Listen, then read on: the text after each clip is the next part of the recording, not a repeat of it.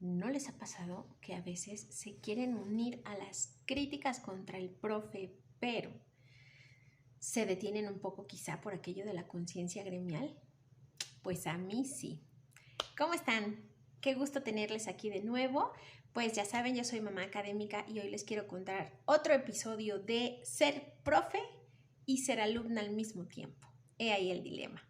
Pues como ya saben, pues estoy estudiando también inglés. Estoy estudiando en una de las escuelas de idiomas del Politécnico y bueno, he tenido como mis altas y bajas. Y justamente en este nivel he padecido muchísimo las clases de uno de los profesores. En general, tuve que hacer un cambio de horario. Cambié el horario habitual que yo tenía en mis clases porque necesitaba atender otras clases que yo doy. Entonces, por un nivel me cambié de horario. Estoy a punto de terminar ese nivel, pero sigo pensando en si lo pasaré o no lo pasaré. Obviamente con esto, pues bueno, me doy cuenta también de lo importante que es encontrar una motivación externa para continuar, porque por supuesto que también cómo da clases el profe o la profa influyen muchísimo en, pues, el aprendizaje. Yo no lo quería decir así, pero sí, evidentemente sí es. Pues bueno, les cuento, el profesor que yo tengo de inglés, a pesar de que me ha aguantado muchísimo las ganas de hablar mal de él, lo cierto es que me ha costado mucho trabajo porque efectivamente tiene una forma de dar clases muy sui generis, por decirlo de una manera leve. ¿Cuál es su metodología? En realidad la metodología no varía demasiado, todos los días han sido prácticamente iguales desde que empezamos el curso. Llega, da una explicación de alrededor de 15 minutos, una explicación acerca de algún tema de gramática, nos da unas copias y después, acto seguido, se pone sus audífonos y está mirando atentamente el teléfono. Es un nombre muy propio, eso sí, así que pues pone el teléfono en una base muy acomodada, muy armónica en su escritorio, perfectamente equilibrado también en cuanto a los objetos. Lo mira 45 minutos y cuando termina de mirarlo entonces vuelve a darse cuenta de que estamos ahí. Así que no quiero hacer suposiciones demasiado aventuradas, pero yo creo que ve algún capítulo de una serie todos los días. 1 o 2 por día con mi clase. Así que pues me ha costado muchísimo trabajo porque no soy la única que está inconforme con ese método de enseñanza. Mis compañeros continuamente se quejan, ¿no? Se quejan de que pues no le importamos, que no le gusta estar ahí, que para qué da clases, etc. Entonces me ha costado mucho integrarme a este grupo justo porque no es el grupo con el que yo estaba desde hacía tiempo. Es un grupo nuevo, un grupo muy integrado, así que hay, digamos que dentro del grupo también ya hay esos pequeños grupitos que están muy cerrados, muy completos y no admiten el ingreso de alguien más. No quiere decir que no me hablen, pero sí quiere decir que no me incluyen. He intentado incluirme yo sola, pero eso también es un trabajo difícil cuando los otros compañeros no quieren. Y bueno, entiendo la postura. Digamos que están en el último nivel que les es obligatorio a ellos como estudiantes para su egreso, pero pues es complicado porque no todos los que estamos ahí justo nada más por un requisito. Así que bueno, ha sido como un tránsito bastante con sus altibajos, ¿no? En fin, las dinámicas que han hecho que sea más difícil para mí este proceso en este nivel específicamente es justo que el profesor no le gusta dar esa última clase. No quiero pensar que es así con todas sus clases, quizá también porque se trata de un profesor que lleva todo el día dando clases, una clase tras otra. Entonces, ¿qué es lo que pasa aquí y por qué me cuesta a veces tanto trabajo unirme a lo mejor a ese sentimiento colectivo de una forma mucho más evidente? Para empezar, primero, entiendo que la situación o lo que siempre me hace dudar acerca de emitir juicios tan severos como los estudiantes luego le hacen acerca de que si el profesor está loco o es X o Y o Z, es porque también entiendo justo la dinámica de este lado de la profesión docente. Una de las tantas dinámicas que pues se presentan es la precarización. La precarización laboral hace que los profesores tengamos que dar muchísimas clases, también por la cuestión de que solo nos pagan por las horas frente a grupo cuando somos profesores de asignatura. Los tipos de contratación, que también es una de las cuestiones que suceden en los centros de idioma del Politécnico, es que pues son contrataciones por honorarios, así que efectivamente nuevamente les pagan a esos profesores únicamente por las clases que dan frente a grupo. Así que son muchas horas de clases seguidas porque hay que completar un salario más o menos decente. Si a eso le sumamos que en muchas ocasiones los profesores además trabajan en otro lado por exactamente la misma razón, hay que completar el gasto, pues vienen de diferentes lugares, de largas distancias, de trayectos cansados, ellos mismos llevan todo el día trabajando, así que entiendo perfectamente que quizá no tengan la misma energía cuando empieza su día laboral que cuando llegan a una clase en la que yo estoy. Así que bueno, esa es una de las cuestiones que me parecen muy difíciles. Sin embargo, hay que buscar un justo medio para que también sean, digamos que atendidas las necesidades de los estudiantes. En este sentido, yo entiendo perfectamente esa dinámica agotadora, de un cansancio terrible, de horas y horas y horas dando clases, a veces hablando del mismo tema, porque pues como profesores de asignatura no tenemos, digamos que muchas opciones. Así que yo entiendo perfectamente lo que significa ser un profesor precarizado. Sin embargo, un profesor precarizado que además se pone a ver series en clase ya me parece un exceso, sobre todo porque justo la pagamos quienes no tenemos la culpa de esa precarización, ¿no? Es un tema muy, muy complejo, es un tema por supuesto que también muy político, pero justo creo que pues el precio que se paga en el ámbito educativo es muy alto, ¿no? Los estudiantes terminan desmotivados, cansados. Es un círculo vicioso porque tampoco vamos a decir que la desmotivación estudiantil en general es por culpa de los profesores, por supuesto que no, pero hay, digamos que otro elemento que se suma a la gran cantidad de factores que pueden originar este tipo de situaciones. Entonces, bueno, dicho lo anterior, sí estoy como que asustada por, digamos que siento que no entiendo, siento que no he aprendido lo que hubiera necesitado aprender y echar mano de mis propios recursos no me está siendo suficiente, que también yo creo que esa es una situación por la que pasan muchos estudiantes. ¿A qué me refiero con esto? Tenemos herramientas para buscar, digamos que hay mucha tecnología ya, mucho contenido, podemos salir a buscar herramientas que nos ayuden a nivelarnos en el caso de no entender un tema, de no hacer los suficientes ejercicios, etc. Pero al final, la dinámica de enseñanza-aprendizaje que hay en el aula me parece que es fundamental y que no se debe perder. Es una labor titánica, esto igual no es un llamado a que nos sacrifiquemos y demás, porque yo también tengo muy claro por experiencia propia que pues, la vocación no paga las cuentas, que la vocación no es suficiente para pagar la renta, pero que sí es bien importante, pues también en todo caso, enrolar o hablar con los estudiantes para hacerles saber cómo también está la situación de los docentes, porque no es un gremio aparte, ¿no? Es parte de la misma ecuación educativa.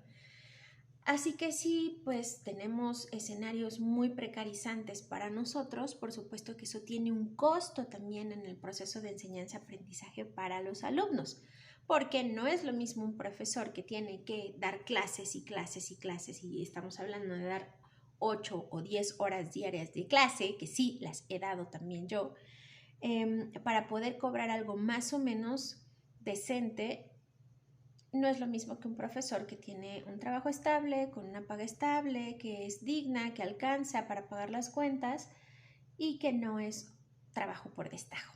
Entonces, bueno, esas son como las cuestiones. Yo creo que es muy importante naturalizar este tipo de situaciones. También sé que es muy agotador hacerlo y contarles a los estudiantes lo que hacemos, lo que pasa, lo que sufrimos, pues digamos que sí sería indispensable, ¿no? Es muy, muy importante poner el dedo en ese tema. Dicho lo anterior, ahora, bueno, sí puedo regresar a quejarme de esta dinámica Así que pues me puse a investigar qué pasa cuando uno se queja de la didáctica, de la enseñanza de algún profesor. Bueno, creo que hay elementos bien importantes, ¿no? Porque ahorita en este proceso pues tuve la posibilidad de entender la postura de quien tiene que mediar entre una queja de esta naturaleza y el profesor. Por supuesto que la postura del profesor mismo y también la postura del estudiante. Desde el punto de vista o mi punto de vista, mi experiencia como estudiante ahora, pues considero que sí es indispensable que se revise la metodología de cómo los estudiantes están aprendiendo y cómo los profesores están haciendo posible ese proceso. En general, pues porque además estamos hablando de lenguas. En mi caso, que estoy estudiando idiomas, pues las lenguas son sociales, no las vamos a aprender nada más viendo videos de YouTube.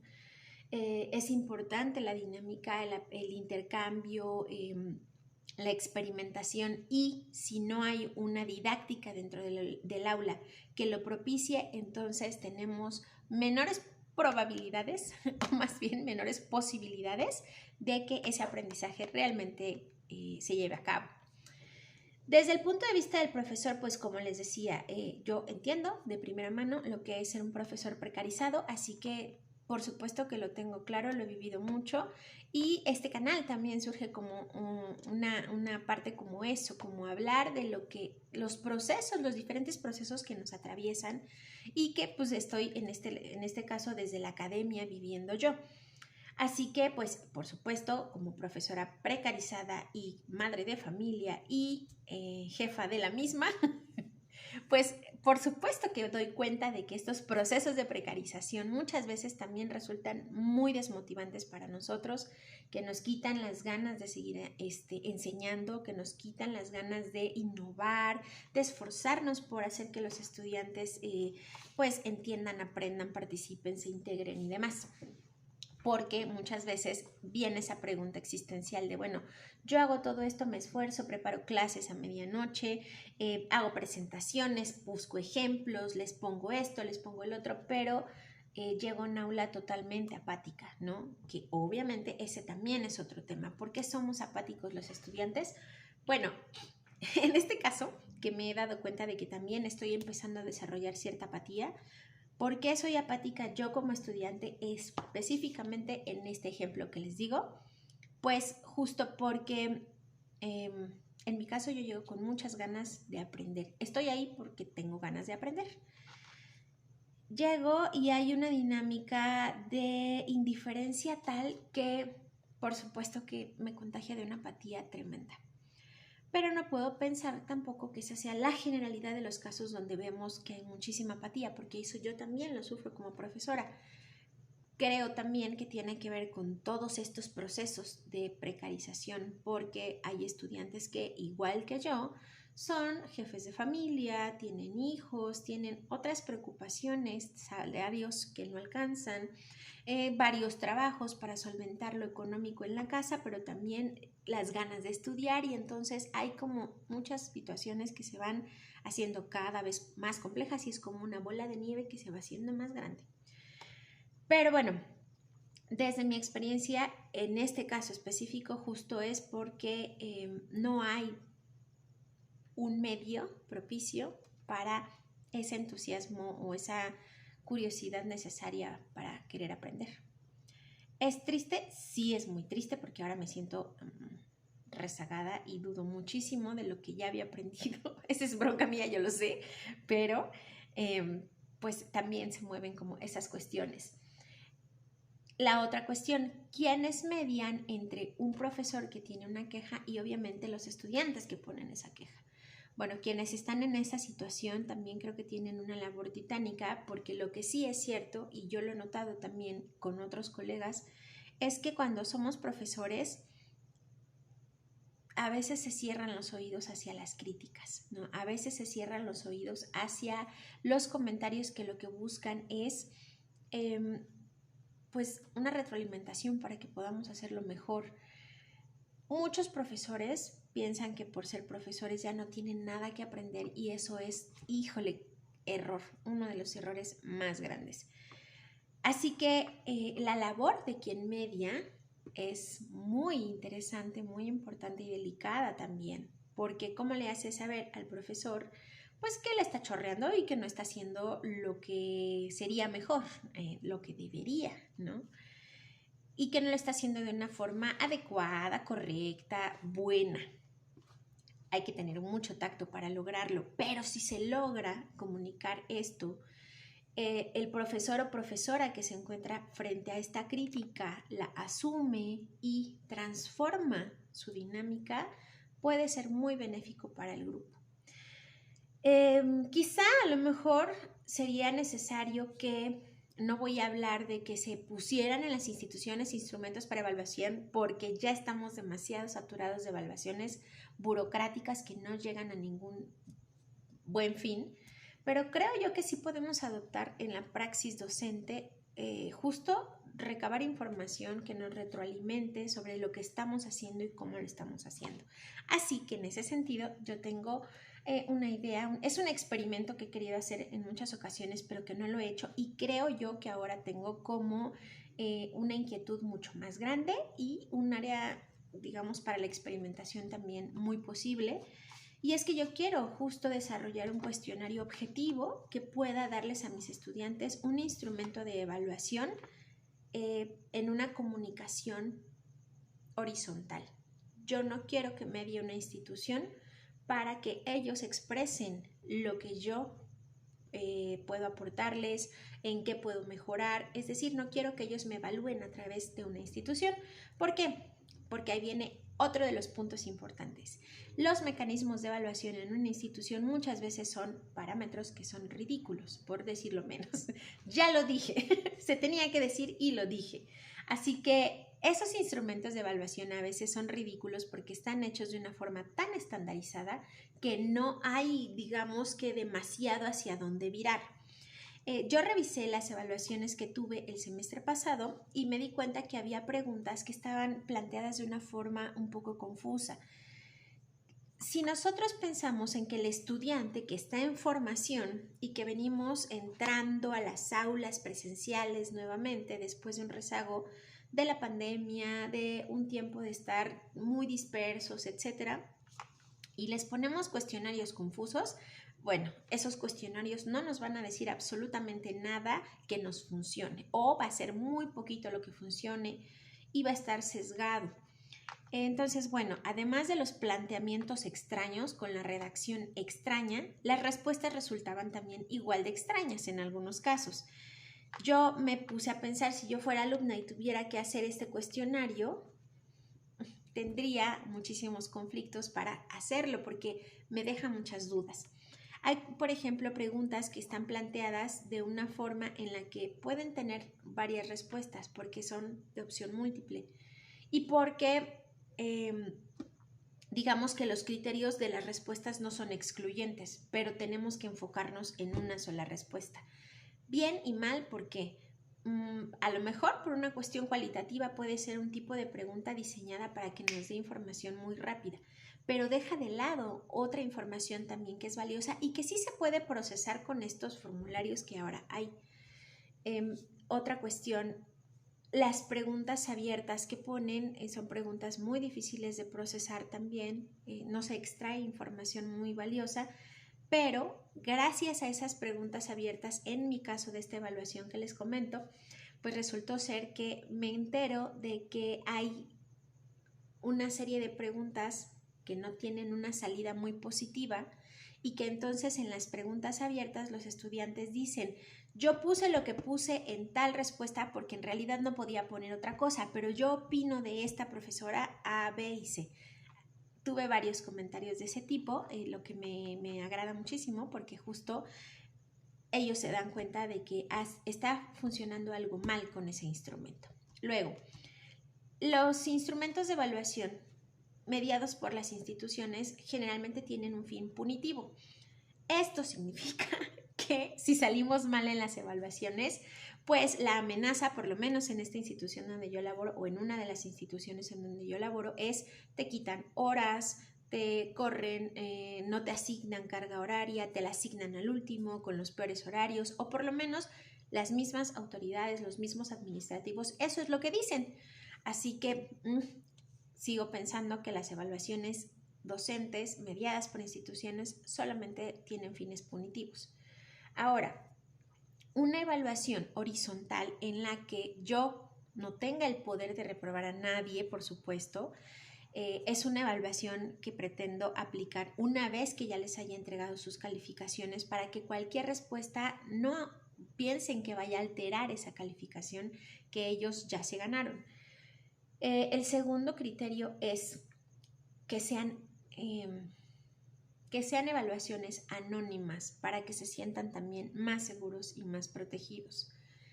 No todas las evaluaciones son anónimas o algunas veces las instituciones las hacen semi-anónimas. Ellos sí saben quiénes dijeron lo que dijeron, pero los profesores no. Así que bueno, ahí está la cuestión. Como yo lo voy a hacer directo, sin mediación, prefiero no tener ningún dato de quién dijo lo que dijo, para que lo puedan decir de una manera libre. Espero que dentro de los límites del respeto, ¿no? Pero ahí está la cuestión. La otra, una vez que ya dije estos dos criterios, también me parece muy importante que se haga realmente desde la preocupación de cómo mejorar la praxis docente, buscar una forma creativa de mejorar la praxis docente a pesar de la precarización laboral. Este video debería llamarse ¿Cómo ser un buen docente sin morir en el intento? Yo creo que sí. Así que bueno, a mí me gusta mucho dar clases, lo puedo decir abiertamente. Yo espero que eso también se note justamente en mi praxis, pero sí me gustaría saber qué necesitan y cuáles son las cuestiones que puedo resolver yo desde mi práctica docente. Porque evidentemente no todos los problemas que tienen los estudiantes con respecto a el aula tienen que ver quizá con el profesor, con la escuela, con la carrera. Muchos problemas también son personales y llegan a afectar nuestro desarrollo como estudiantes, por supuesto. Así que dentro de lo que está en mis posibilidades, ¿cómo lo podría mejorar? Así que bueno, estas experiencias o esta experiencia un poco traumática con mi profesor de inglés me está haciendo reflexionar muchísimo. Por eso quería compartir estas reflexiones y quería compartir como estos diferentes puntos de vista que acabo de revisar, ¿no? Al final, como profesora que soy actualmente en activo, estoy dando clases al mismo tiempo que yo estoy estudiando, puedo ver las dos caras, ¿no? de la situación. Hace algunos meses, en otro de los niveles, tuve un compañero que también, pues, de pronto tenía unos comentarios muy, no eran groseros, pero sí eran unos comentarios como muy tajantes, con una postura muy inquisidora, con una profesora que parecía un poco aburrida. En realidad, lo aburrido quizá de ella era su tono de voz, ¿no? Que era un tono de voz a lo mejor muy, pues como muy estable, muy estándar, ¿no? Y quizá, ¿no? En ese sentido, pues estamos acostumbrados a los cambios de tono, los cambios de voz, bla, bla, bla. Así que bueno, la profesora tenía un tono bastante estable. Aplicaba algunas dinámicas que nos hacía movernos en el aula, pero pocas veces durante las clases, o sea, no era diario, no era cada clase. Y bueno, tenía una forma de enseñanza en la que sí hacía mucho énfasis en la gramática, en la pronunciación, pero era igual mucho contenido y con los mismos recursos, casi siempre. Recursos me refiero a escribir en el pizarrón, hacernos copiar, ¿no? Hacernos algunos ejercicios. Entonces, eso a lo mejor terminaba siendo muy monótono, pero aprendíamos porque resolvía todas las dudas. Por ejemplo, si resolvíamos un ejercicio, siempre daba retroalimentación y decía, a ver, esta respuesta no es la correcta por A, B y C, ¿no? Acuérdate, el uso es este o es aquel, o este puede ser ambos. Y con este profesor, por ejemplo, no es así. El gran contraste es que deja un ejercicio, si da tiempo lo revisa, si no da tiempo no lo revisa. Y si lo revisa, lo hace solamente diciendo las respuestas, pero no hay una retroalimentación real acerca de yo puse tal cosa, ¿qué es? ¿No? O por qué me equivoqué. Simplemente es dar respuestas correctas. Ahí se corta toda posibilidad también de aprendizaje. Pero bueno, volviendo a este comentario del ex compañero, él decía, no, es que es bien aburrida, bien no sé qué. Y en algún momento ella, la profesora, nos platicaba que tenía 2 hijas adolescentes. Era una profesora que se veía muy mayor para ser madre de 2 adolescentes, por las edades que ella mencionaba que tenía. Pero aún así, pues ella era jefa de familia también. Daba clases desde muy temprano en la mañana en un instituto muy famoso en la Ciudad de México, cuyo nombre no voy a decir, pero es un instituto privado de estos que tienen primaria, secundaria, preparatoria. Y ella llegaba a darnos clases a nosotros de 6 a 8, así que estoy absolutamente segura que iba molida después de una jornada laboral tan larga. Y pues obviamente esto aunado a que pues ella se hacía cargo de sus hijas, absolutamente ella. Así que yo tenía como esta cuestión de ser muy empática con su manera de enseñar. Claro que a las 8 de la noche, después de esa jornada, no se iba a poner a brincar y a dar gustos, saltos y cantar y demás para dar una clase de inglés a adultos jóvenes, en su mayoría. Yo estaba ahí más grande, pero pues los demás son adultos muy jóvenes.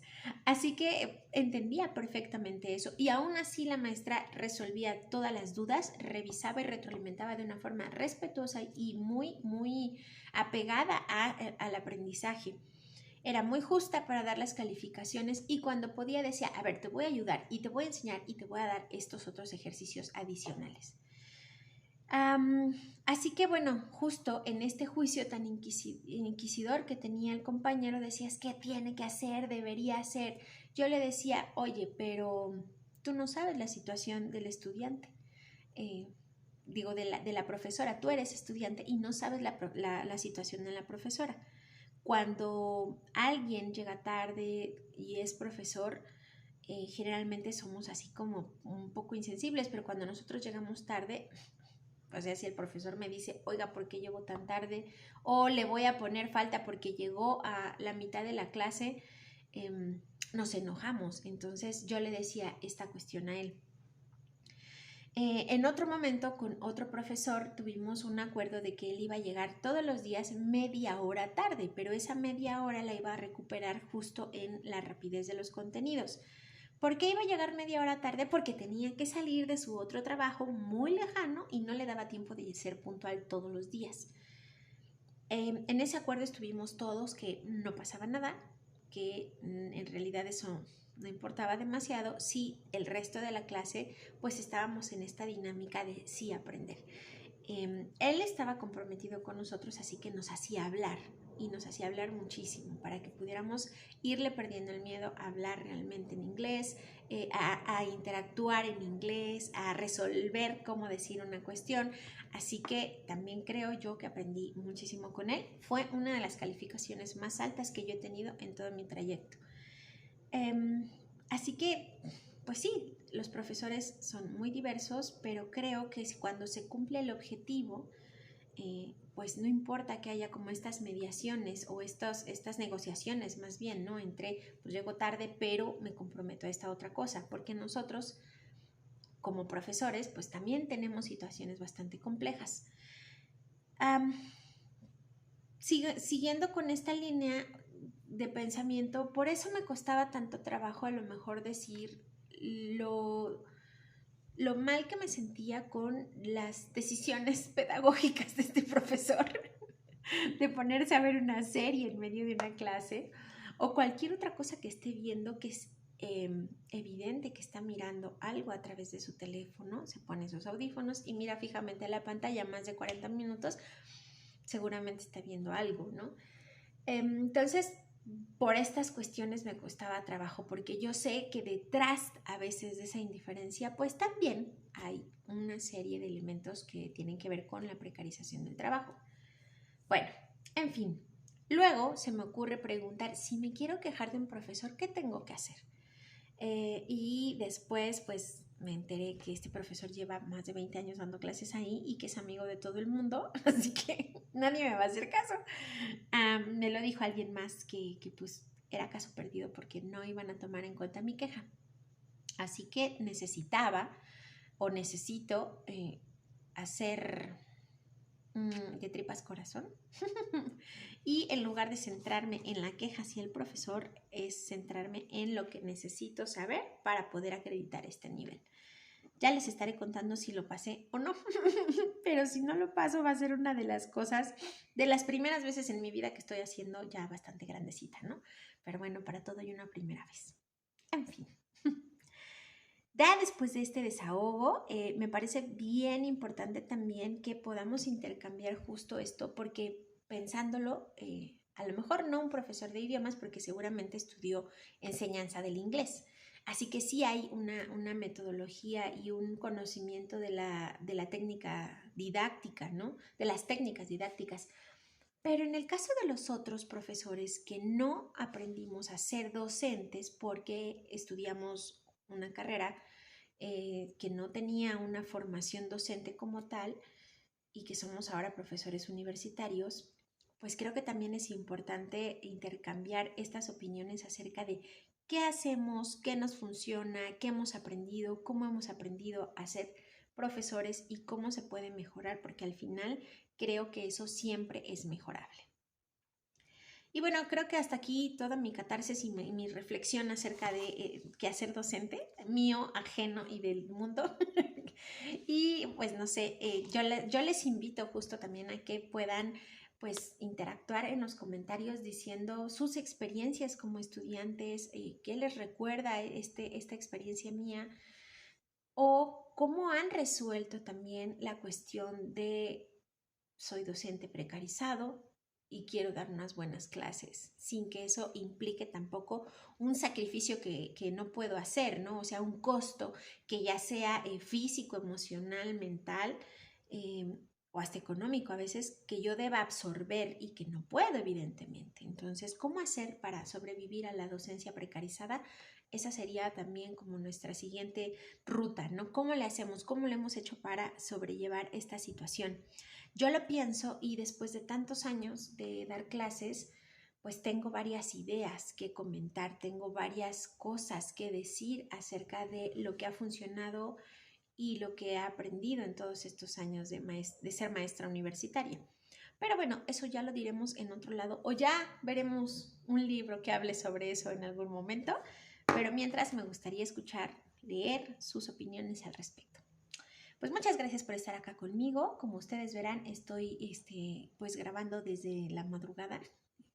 Les estoy transmitiendo desde la madrugada y desde Xochimilco para el mundo, porque hasta ahorita me desocupé después de hacer 2 declaraciones patrimoniales, yo que no tengo patrimonio. Así que, bueno, esta es otra de las patoaventuras de una profesora precarizada. Pues nos vemos en otro episodio de Mamá Académica. Muchas gracias por haber llegado hasta acá y que tengan una excelente semana. Bye bye.